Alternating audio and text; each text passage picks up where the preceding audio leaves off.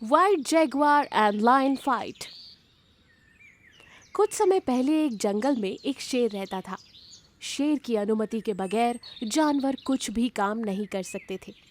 इस तरह खूंखार शेर के डर से सारे जानवर कांपते रहते। एक बार जंगल में पानी का अभाव हो जाता है।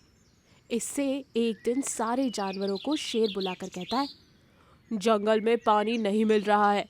आप लोगों में से कोई भी जंगल में या जंगल के आसपास के प्रांतों में जाकर पानी की तलाश करके मुझे खबर करे। बिना पानी तलाश किए अगर कोई वापस आएगा तो उसकी खैर नहीं। बताओ, आप में से यह जिम्मेदारी कौन लेगा? ये बात सुनते ही सारे जानवर डर के मारे कांपने लगते हैं। तब हिरन धैर्य के साथ आगे आकर कहता है, पानी की तलाश मैं करूँगा। वाह, शाबाश! जल्दी जाकर पानी की तलाश करके आओ। ठीक है महाराज। इस तरह हिरन वहां से निकलता है। पानी के लिए इधर उधर घूमता रहता है। इस तरह तलाश करते करते अपने जंगल से दूसरे जंगल जाता है और वहां ढूंढते ढूंढते एक जगह पर उसे पानी का तालाब दिखाई देता है। वाह, पानी से भरा तालाब मिल गया। जल्दी जाकर ये बात महाराज को बताता हूँ। ये सोचकर वो जाने के लिए तैयार हो ही रहा था कि इतने में दूसरे जंगल से एक सफ़ेद जैगुआर के आदेश से एक बंदर वहां पर आता है और उस तालाब को देखकर खुश हो जाता है। वारे वाह, मैंने पानी से भरा तालाब खोज ही लिया। तुरंत अपने महाराज को खुशखबरी दूंगा तो मुझे बड़ा इनाम मिलेगा। उसे सुनकर हिरन को गुस्सा आता है। अरे ओ बंदर, ये तालाब हमारे राजा जी का है।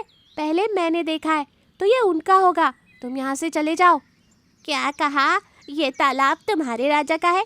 क्यों, इसमें तुम्हारे राजा का नाम लिखा है क्या? उन्होंने बनवाया था? ये मेरे राजा का है, सफ़ेद जैगुआर का। तुम खुद यहाँ से चले जाओ। अरे ओ बंदर, तुम कुछ ज़्यादा ही बोल रहे हो। फिर से कह रहा हूँ, ये हमारे राजा का है। तुम्हारे बातों से मैं डरने वाला नहीं हूँ। हिरन और बंदर बहुत समय तक झगड़ते रहते हैं। आखिरकार हिरन कहता है, दोस्त, क्या बताऊँ, हमारा महाराज बहुत ही मूर्ख है। अगर मैंने तालाब की खोज नहीं की तो हम सबको मार देगा। इसलिए ये तालाब मुझे दे दो दोस्त। मुझ पर दया करके यहाँ से चले जाओ। अरे दोस्त, मेरा राजा तो तुम्हारे राजा से भी बड़ा दुष्ट है। किसी की बात ही नहीं मानता। उसके आदेश का पालन करना ही पड़ता है। मुझे भी पानी की तलाश के लिए आदेश दिया था। अगर मैंने इस तालाब के बारे में नहीं बताया तो वो हम सबको मार देगा। हाय रे, अब हम दोनों ही खतरे में हैं। अब क्या करें? दोस्त, मेरे पास एक उपाय है। इस तरह बंदर हिरन को उपाय के बारे में बताता है। उसके बाद शेर के पास हिरन जाकर सारा विषय बताता है। उसी तरह सफेद जैगुआर के पास जाकर बंदर सब बताता है।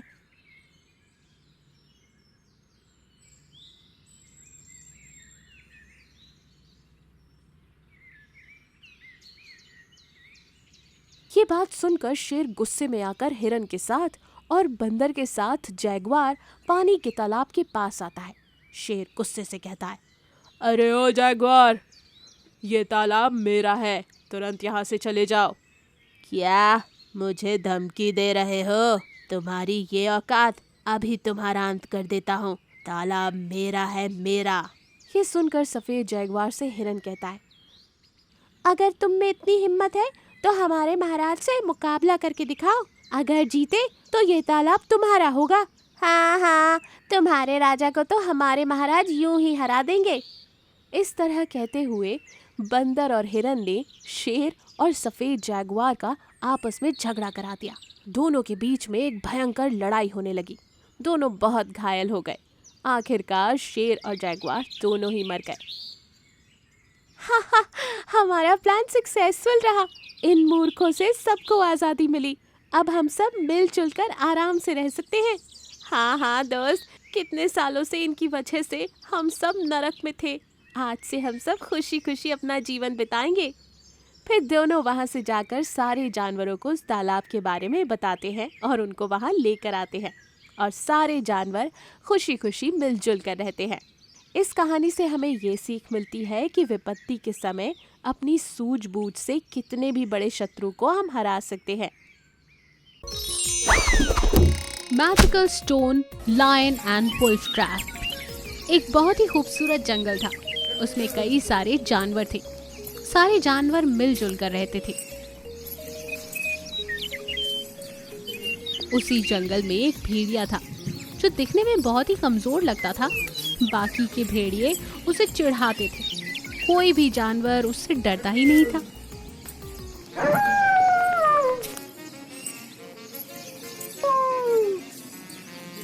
एक दिन भेड़िया अपने दूसरे भेड़ियों से मिलने जाता है। ये लो आ गया पहलवान। क्यों पहलवान, कहाँ जा रहा है? कैसे आना हुआ? वो कुछ नहीं, बस तुम लोगों से मिलने आया हूँ। मिल लिया ना, अब चल यहाँ से निकल, चल। ये सुनकर भेड़िया वहां से चला जाता है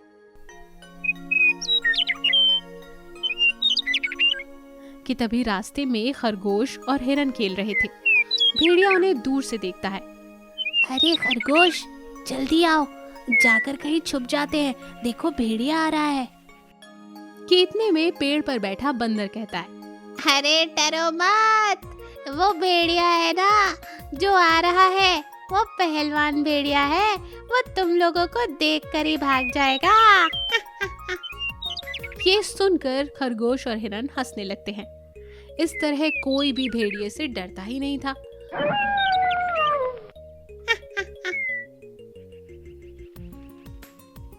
भेड़िया उदास होकर जंगल में घूमते घूमते एक छोटी सी पहाड़ी पर जाकर बैठता है। जैसे ही वो पत्थर पर बैठता है, उस पत्थर में से आवाज आती है, अरे ओ मरे हुए चूहे, कितनी गंदी बदबू आ रही है। अरे तूने कितने दिनों से नहीं नहाया? आवाज सुनकर भेड़िया चौंक जाता है और इधर उधर देखने लगता है। अरे कौन हो? किसने मुझसे ये बात कही?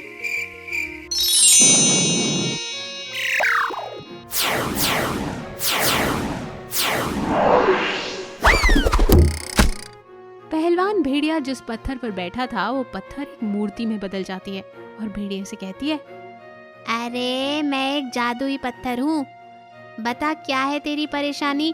क्यों तू यहाँ बैठे बैठे सारे वातावरण को अपनी सड़ी हुई बदबू से खराब कर रहा है?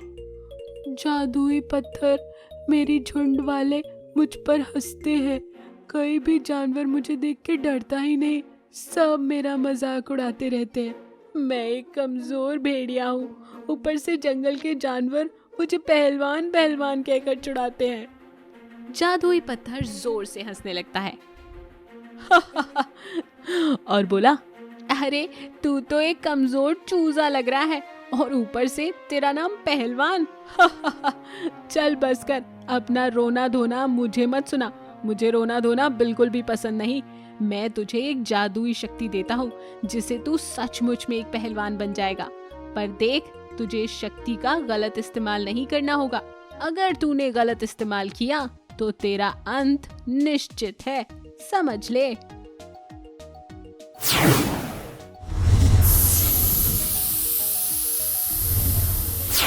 ये कहकर जादुई पत्थर उसे एक जादुई शक्ति देता है।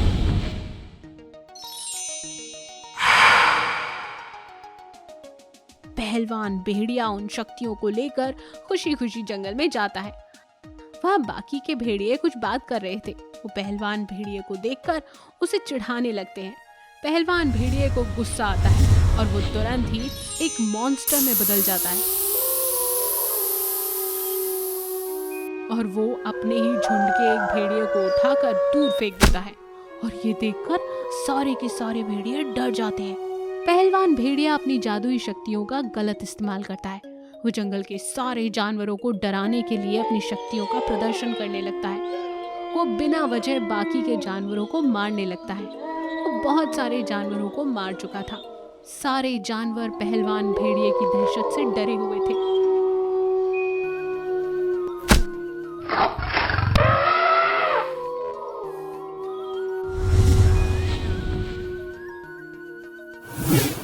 वो सारे जानवर जंगल के राजा शेर के पास जाते हैं।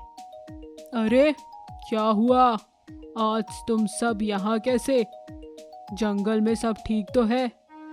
महाराज, जंगल में कुछ भी ठीक नहीं। एक भेड़िया बेवजह जंगल के सारे जानवरों को मार रहा है। जंगल में जानवर कम होते जा रहे हैं। अब आप ही हमारी रक्षा कर सकते हैं। अच्छा ठीक है, आप लोग परेशान मत हो, मैं भेड़िए से बात करता हूँ। तब तक तुम लोग एक काम करो, तुम सब एक सुरक्षित जगह पे चले जाओ। ये कहकर शेर सारे जानवरों को एक सुरक्षित जगह पर भेज देता है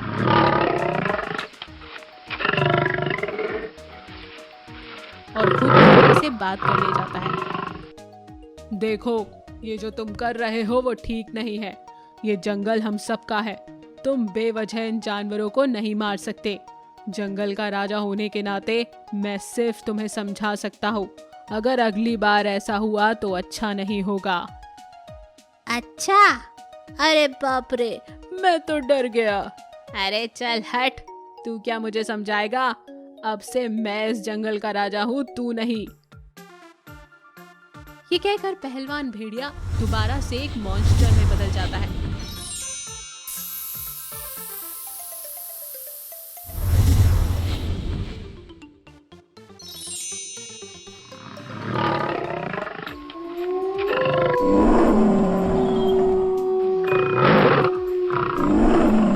और शेर को उठाकर दूर फेंक देता है। शेर एक जादुई पत्थर के पास जाकर गिरता है। इस कमबख्त भेड़िए की इतनी ताकत, इस कमबख्त भेड़िए में इतनी ताकत कहाँ से आ गई? हे भगवान, मेरी तो कमर ही टूट चली। अच्छा हुआ किसी ने नहीं देखा, नहीं तो मेरी इज्जत का कबाड़ा ही हो जाता।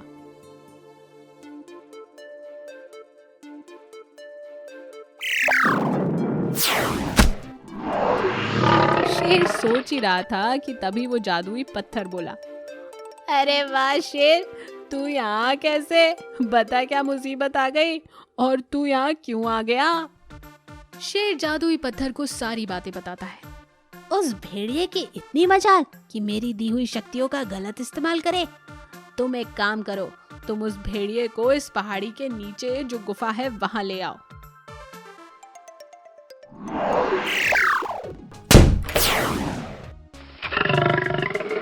पत्थर के कहे अनुसार शेर वहीं भेड़िए को ले जाता है। अरे वाह भेड़िया, तेरी इतनी हिम्मत कि तूने मुझे ललकारा। अब देख मैं तेरा क्या हाल करता हूँ। ये कहकर शेर भेड़िए को भड़काता है और शेर वहां से भागते हुए उस गुफा की ओर जाता है। भेड़िया भी शेर का पीछा करते करते उस गुफा तक पहुंच जाता है और भेड़िया भी उतनी ही तेजी से उसके पीछे जाता है। शेर जैसे ही गुफा के पास पहुंचता है वो वहां से हट जाता है और जैसे ही भेड़िया गुफा के अंदर जाता है, जादुई पत्थर उस गुफा का पत्थर बंद कर देता है और भेड़िया एक गुफा के अंदर बंद हो जाता है। शेर जादुई पत्थर का धन्यवाद करता है और उस दिन के बाद से बाकी के सारे जानवर खुशी खुशी रहने लगते हैं। हमें इस कहानी से क्या सीख मिलती है? हमें कभी भी अपनी शक्तियों का दुरुपयोग नहीं करना चाहिए और ना ही घमंड करना चाहिए। भेड़ और भेड़िए की कहानी। एक घने जंगल में एक जगह एक छोटा सा घर बनाकर उसी में एक सफेद भेड़ रहता था। उसका नाम सहसरा था। वो बड़े खूंखार भयंकर जानवरों से अपने आप को बचाते हुए वहां रहा करता था। वहां हरी हरी घास चढ़ते बहुत ही सावधानी से अकेले अपने आप का जीवन बिताता था। एक दिन एक बड़े से पत्थर पर खड़ी होकर वो इधर उधर देख रही थी। जब थोड़ी दूर पर एक पेड़ पे दो पक्षी फल खाते हुए उसे दिखाई दिए। उन्हें देखकर भेड़ उदास हो गया। बिना माँ बाप के मैं अनाथ हूँ। कभी कभी गुस्सा हो जाता हूँ, मुझे अकेले क्यों झेलना पड़ रहा है। 10 दिन पहले मेरी माँ मेरे साथ ही थी, लेकिन वो क्रूर भेड़िया मेरी माँ पर हमला कर दिया और आखिरी सांस लेते हुए मेरी माँ मेरे पास आकर बोली, सहसरा, आज से तुम्हें अकेले खुद का ध्यान रखना पड़ेगा, खास करके उन भेड़ियों की नजर से बचना, सावधान रहना। इतना कहकर उनके प्राण चले गए। कुछ देर बाद अपने आप को संभालकर वहां से आगे बढ़ते हुए सोच रहा था, मेरे साथ खेलने के लिए, मुझसे बातचीत करने के लिए कोई दोस्त नहीं है, इसलिए इस झील के पास मुझे अकेले रहना पड़ता है। पता नहीं अकेले इस जंगल में कैसे जीऊंगा। अच्छा हुआ कि आज किसी को मेरी भनक नहीं लगी।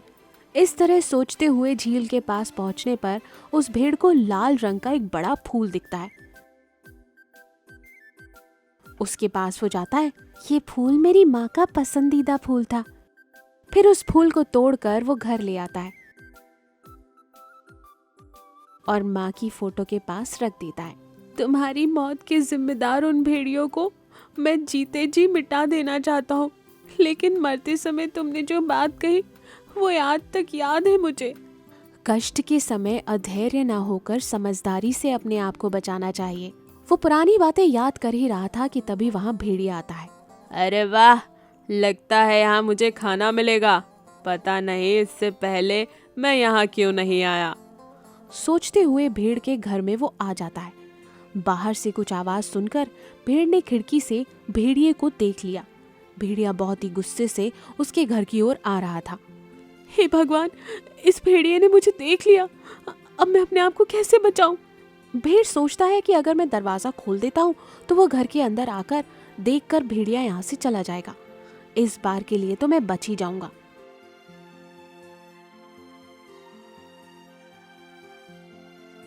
इस तरह सोचकर भेड़ दरवाजा खोलकर उस दरवाजे के पीछे छुप जाता है। इतने में भेड़िए अंदर आकर देखता है तो जानवर कोई भी नहीं दिखाई देता, लेकिन वहां पर भेड़ का फोटो देखकर वो समझ जाता है। अच्छा, ये बात है। इतने दिनों तक ये खूबसूरत भेड़ यहाँ छुपा था। अब देखता हूँ मुझसे कैसे बचेगा। इतने में दरवाजे के पीछे से भेड़ सरसरा वहां से भाग जाता है। भेड़िया देख लेता है। रुक जाओ। ये सुनकर भेड़ रुक जाता है। अब तुम मुझसे बचकर कहाँ जाओगे? भेड़ को बहुत डर लग रहा था, लेकिन अपनी माँ के धैर्य वाली बात को याद करके वो सोचने लगा कि कैसे बचे। वाह, कितने खूबसूरत हो तुम। आज तुम्हें खाने में मजा आ जाएगा। कितनी अच्छी किस्मत है मेरी।